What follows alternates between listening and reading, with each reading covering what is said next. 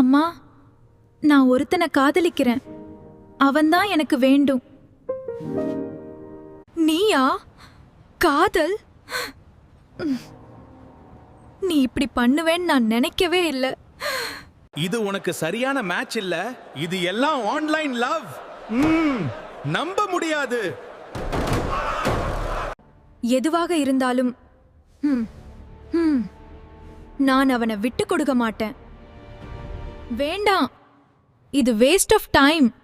எனக்கு அவன்தான் வேண்டும். நாட்கள், மாதங்கள், சண்டைகள் மட்டும்தான் நடந்தது. நடந்தது. என்ன செய்தாலும்